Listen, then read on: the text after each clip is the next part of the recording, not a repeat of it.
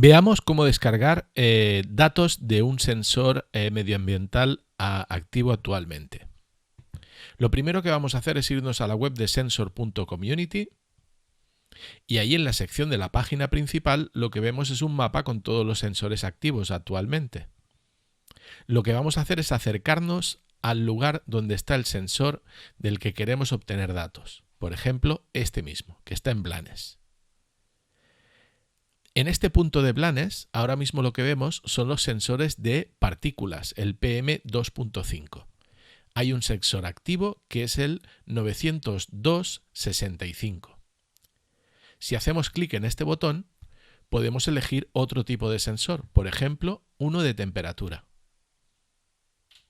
Y vemos que tenemos, por ejemplo, uno activo en Granollers. Hacemos un clic y nos aparece el dato del sensor, 625,92. Vamos a apuntar ese número para poder descargar los datos de ese sensor. Estos son los últimos datos que tenemos actuales de los últimos minutos. Pero si vamos a la web archive.sensor.community, podremos descargar todos los datos históricos del sensor que sea. Por ejemplo, vamos a ver los datos de ayer, 16 del 4 de 2026. Buscamos el sensor que era 625,92, hacemos control F y buscamos 625,92.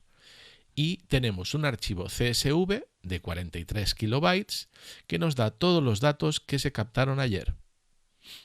Hacemos un clic, nos descargamos un archivo que podemos abrir con una hoja de cálculo o con un editor de notas y allá podemos ver los datos del sensor.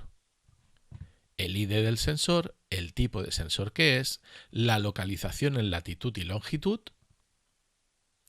la marca de tiempo, es decir, a qué hora y en qué minuto ha habido la lectura y los datos que ha dado ese sensor.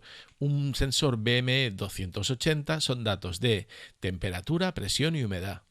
Pues podemos saber que el día 16, que eso es ayer, a las 12 de la noche y 8 segundos, había esta presión, 12 grados de humedad, de temperatura, bueno, casi 13, y 69% de humedad. Y como podéis ver, cada 2-3 horas va haciendo una captura. Perdón, cada 2-3 minutos. Y tenemos las capturas de todo el día aquí registradas en ese CSV. Después este archivo de datos lo podemos pintar, llevarnos a otro sitio, hacer cálculos, gráficas, lo que nos haga falta. El único hándicap que podemos tener aquí es que si queremos descargar datos de varios días o de varios meses, tendríamos que ir día a día localizando el sensor y descargando el dato que queramos. Aunque hay una opción, que es que abajo del todo tenemos una carpeta que se llama CSV per month. CSV, que es el tipo de archivo, por mes. Entonces podríamos ir, por ejemplo, a buscar el mes pasado, 2026, marzo, y localizar el tipo de sensor y descargarnos un archivo zip. Por ejemplo, pues el sensor BME280. En este zip estaría todas las lecturas de todos los sensores BME280 del mes pasado. ¿Qué pasa? Que es un archivo muy grande porque son todos los sensores BME280, que son de los que más hay. Entonces este archivo es un zip que ocupa 2,2 gigas. Y sí que es cierto que ahí tendríamos todos los datos y podríamos filtrar y quedarnos solo con lo que nos interese. Pero es un archivo bastante grande para poderlo manejar.